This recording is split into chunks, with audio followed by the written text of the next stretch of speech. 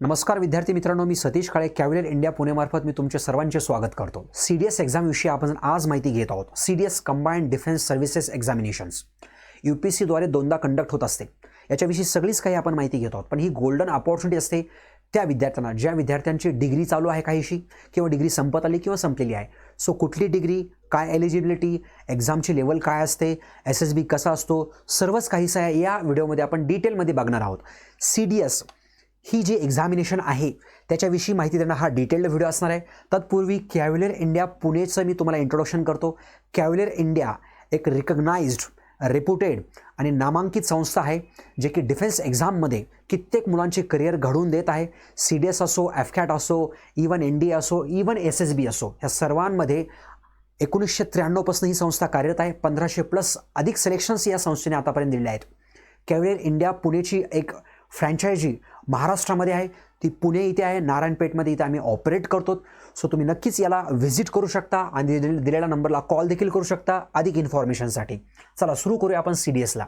CDS की ही जी examination आहे UPSC conduct करतं, वेल रेप्युटेड एक्झाम कंडक्टिंग बॉडी आहे, तुम्हाला माहितीच आहे। ज्या विद्यार्थ्यांना ॲज अ कमिशनड ऑफिसर बनायचं आहे, मग कुठे सिलेक्ट करायचं आपल्याला, इंडियन मिलिटरी अकॅडमीमध्ये जायचं आहे किंवा ऑफिसर्स ट्रेनिंग अकॅडमीमध्ये जॉईन करायचं आहे किंवा इंडियन नेव्हल अकॅडमीमध्ये किंवा इंडियन एअरफोर्स अकॅडमीमध्ये जॉईन करायचं आहे, त्यासाठीची एक्झामिनेशन असते।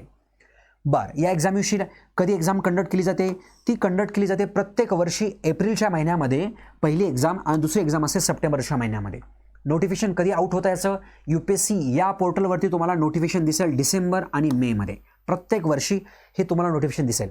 काय एलिजिबिलिटी असते तर महत्त्वाची आहे की अनमॅरिड असणं अपेक्षित आहे आणि त्याचद्वारे मग रिटर्न एक्झामिनेशन आणि फॉलोड बाय एसएसबी इंटरव्ह्यू। याच्यामध्ये एज क्रायटेरिया काय असतो?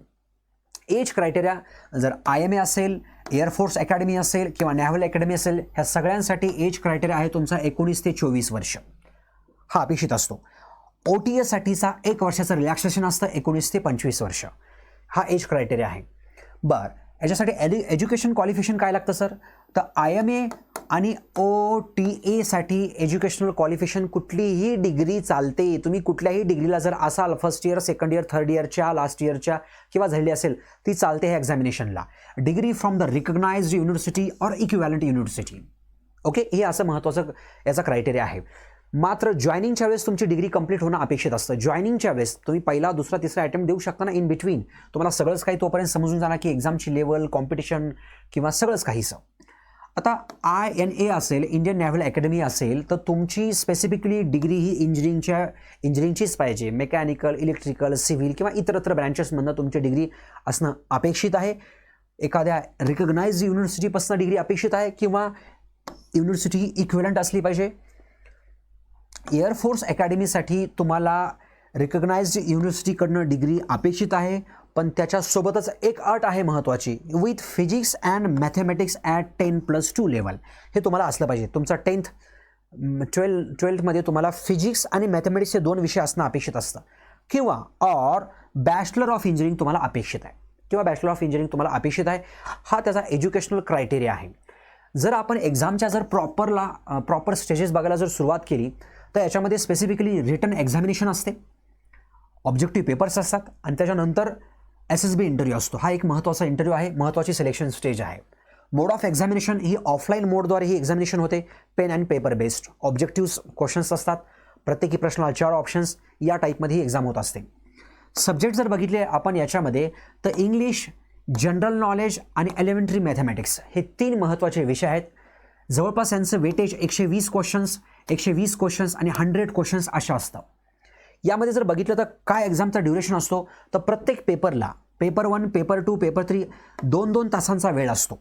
याच्यामध्ये जर नंबर ऑफ क्वेश्चन्स बघितले आपण तर याच्यामध्ये 340 क्वेश्चन्स असतात जर तुम्हाला IMA, INA आणि IAFसाठी जायचं असेल तर। जर OTAसाठी आपण बघत असू तर यासाठी 240 क्वेश्चन्स असतात, 240 मार्क्ससाठी। याचा मिनिमम कट ऑफ काय असतो? आता UPSCद्वारे ही एक्झामिनेशन्स कंडक्ट केली जाते। ऑब्वियसली याच्यासाठी असणारी कॉम्पिटिशन पण तेवढ्याच लेवलची असणार, इंडिया लेवलची असणार। तर 20% इन ऑल द पेपर्स, पण हा क्रायटेरिया प्रत्येक वर्षी थोडा मागे पुढे होत असतो। हा पर्सेंटेजच्या टर्म्समध्ये सांगितलेला आहे, मार्क्सच्या टर्म्समध्ये सांगणारा असा एखादा मी डिटेल्ड व्हिडिओ बनवेल तुम्हाला, त्यावेळेस तुम्ही तो बघून घ्यावा। लँग्वेज जर बघितली पेपरची हिंदी अँड इंग्लिश. क्वेश्चन हिंदीमध्ये असतो, इंग्लिशमध्ये असतो, हिंदीमध्ये असतो, इंग्लिशमध्ये असतो, या टाईपमध्ये. स्पेसिफिकली IMA, INA आणि AF हे मध्ये जर बघितलं आपण तर याच्यामध्ये प्रत्येक पेपरचा टायमिंग आपला हा 2-2 तासांचा आहे. इंग्लिश असो, GK असो, मॅथ्स असो, त्याच्यामध्ये मॅक्सिमम मार्क्स बघितले 100 असतात. प्रत्येक बरोबर प्रश्नास तुम्हाला 0.83 मार्क्स आणि मॅथ्समध्ये मात्र 1 मार्क्स अलोकेट केला जातो. 0.83 हे इंग्लिश आणि GK साठी असतं. आणि जर तुमचा प्रश्नाचं उत्तर चुकलं म्हणजे ते निगेटिव्ह मार्किंग आहे, चुकलं सर 0.27 मार्क्स डिडक्ट केले जातात, 0.27 मार्क्स डिडक्ट केले जातात आणि मॅथ्ससाठी 0.33 मार्क्स डिडक्ट केले जातात. सो असा हा क्रायटेरिया. OTSसाठी स्पेसिफिकली बघितलं याच्यामध्ये मॅथमॅटिक्स नसतं, बाकी सर्व काही जवळपास सेमच असतं. 2-2 तासांचा प्रत्येक पेपर असतो. मॅक्सिमम मार्क्स याचे 100 असतात. करेक्ट प्रश्नास आपल्याला 0.83 मार्क्स दिले जातात आणि रॉंग प्रश्नास म्हणजे डिडक्शन तुमचं निगेटिव्ह मार्किंगद्वारे 0.27 असणार आहे. सो अशा टाईपमध्ये. आता डिफिकल्टी लेवल विचारली जाते. प्रत्येक वर्षीच थोडीशी डिफिकल्टी लेवल चेंज होत आहे कारण कॉम्पिटिशन देखील वाढत आहे आणि खूप चांगले कॅन्डिडेट्स या एक्झामला अपियर करत आहेत. की असं नाही की ज्यांचं बॅकग्राऊंड हे आर्मी आहे वगैरे वगैरे आहे त्याच विद्यार्थ्यांनी जॉईन करावं, ज्यांचं नेव्हीमध्ये बॅकग्राऊंड आहे किंवा काहीतरी आपल्या घरामधले असे तसे वगैरे वगैरे. Not required. तुमच्यासमोर एकदम स्पष्ट आहे सगळ्या ह्या एलिजिबिलिटीची. सो इंग्लिश आणि GK mathematics easy to moderate असतं ही लेवल आहे. चांगला अटेम्प्ट आपला असतो 80 ते 95 मार्क्सचा, 70 ते 80 मार्क्सचा आणि 60 ते 70 मार्क्सचा. एक चांगला अटेम्प्ट कन्सिडर केला जातो त्या पर्टिक्युलर रिस्पेक्टिव्ह पेपर्समध्ये. याच्यामध्ये स्पेसिफिकली बघितलं तर इथं महत्त्वाच्या इंटेलिजन्स अँड पर्सनॅलिटी टेस्ट, त्यालाच आपण म्हणूया SSB इंटरव्ह्यू. महत्त्वाचा इंटरव्ह्यू असतो. 4 दिवसांचा हा इंटरव्ह्यू कंडक्ट केला जातो वेगवेगळ्या सेंटर्सला. SSB इंटरव्ह्यूमध्ये मुख्यतः 2 स्टेजेस असतात, स्टेज 1 आणि स्टेज 2. स्टेज 1 क्वालिफाय झाली की स्टेज 2 असते आपल्याला. स्टेज 1 मध्ये स्पेसिफिकली जर बघितलं आपण OIR, okay, PP and DT, जसं की आपण बघून घेऊया. स्टेज 1 मध्ये याच्यामध्ये असतं officers intelligence rating test. R कुठल्या आहेत त्या? Picture perception and description test म्हणजेच PP अँड DT. आता कॅन्डिडेट्स याच्यानंतर शॉर्टलिस्ट झाल्यानंतर स्टेज 2ला जातो. याच्यानंतर झाला शॉर्टलिस्ट तर स्टेज 2ला जातो. स्टेज 2 मध्ये बेसिकली बघितलं तर इंटरव्ह्यू असतो, नंतर GTO टास्क असतात, त्याला आपण ग्रुप टेस्टिंग ऑफिसर टास्क म्हणतो. नंतर याच्यामध्ये सायकोलॉजी टेस्ट असते, त्याच टाईपमध्ये कॉन्फरन्स असतं. ह्या टेस्ट कंडक्ट केल्या जातात जवळपास 4 दिवसांच्या कालावधीमध्ये. आपण म्हणतो ना की कॉन्फरन्स आउट आहे, हा आउट आहे, तो आउट आहे, इथं प्रॉब्लेम झाला, तर ते हेच नाव आहेत सगळे. कारण काही विद्यार्थी अगोदर देत असतात आणि कुठे ना कुठे कमी जास्त झाल्यामुळं त्यांना कुठं ना कुठं बाहेर निघावं लागतं. बेस्ट लक तुम्हाला की तुम्ही सगळ्या स्टेजेस पार कराव्यात. बघा पुढे पर्सनॅलिटी कॅन्डिडेटची प्रॉपरली ॲसेस केली जाते 3 वेगवेगळ्या ॲसेसर्सना. इंटरव्ह्यूइंग ऑफिसर्स असणार याच्यामध्ये, नंतर GTO as a group testing officers असणार आणि सायकोलॉजिस्ट असणार. हे 3 महत्त्वाचे नावं आहेत. इंटरव्ह्यूइंग ऑफिसर आहे, आता बोलल्याप्रमाणे GTO आहे आणि त्याच टाईपमध्ये आता बोलल्याप्रमाणे सायकोलॉजिस्ट आहे. हे 3 ऑफिसर्स यांच्याद्वारे तुम्हाला प्रॉपरली तुमची चाळणी केली जाते. तुम्हाला प्रॉपरली तुमची पर्सनॅलिटी, मेंटल म्हणा किंवा फिजिकल म्हणा किंवा सगळंच काहीसं चेक केलं जातं. महत्त्वाचा इंटरव्ह्यू असतो म्हणूनच तो तुम्हाला ॲज अ ऑफिसर बनायचं असतं, कारण तुम्हाला ऑफिसर बनायचं आहे पुढे.